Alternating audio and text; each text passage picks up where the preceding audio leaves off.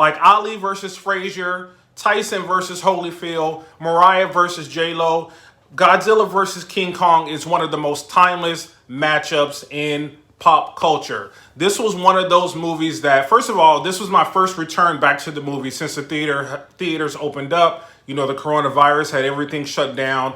Everything shut down. And so this is my first movie returning back to the theaters in a year. And I have to tell you, it was a great experience, right? Just coming in, I went with my niece. We went to see this movie. You know, everything was sanitized. People are working overtime. Of course, you know, everybody wore their masks. Everything was clean, you know, super attentive to detail. And so returning back to the movie theaters was number one on my book, just because it's something that I live in, that I love. And so what better movie to bring me back to the theaters than Godzilla vs. King Kong? Now, story-wise, who cares? Throw the story out the window. We don't care about stories when it comes to movies like this. You know, I review a lot of movies, you know, a lot of movies with critical acclaim, Oscar-winning movies, storylines, character development, all these types of films that, you know, go beyond the surface. But sometimes you just got to step back and say, I just want to be entertained. I want explosions. I want action. I want it to be loud, over the top, and I don't really care too much about the storyline. And that's exactly what we got here.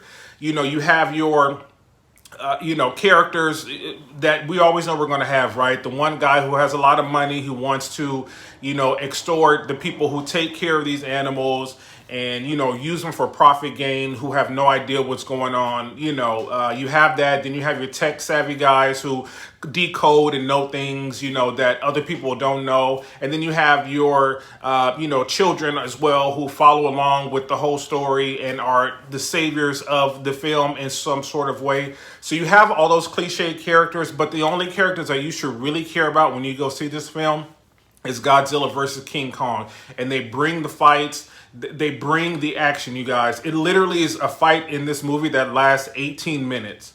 A battle of 18 minutes between these two super animals was epic. The CGI was great.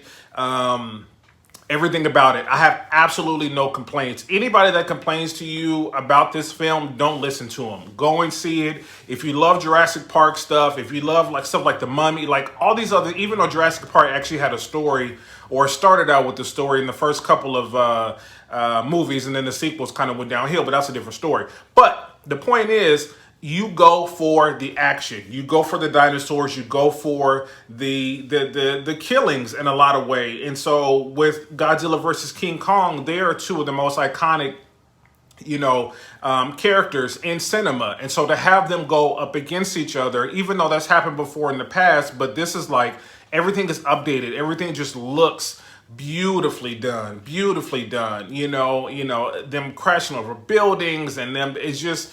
And then, of course, there are other characters within the monster verse that come in, and I'm not going to say, you know, I'm going to hold that and let you guys see it.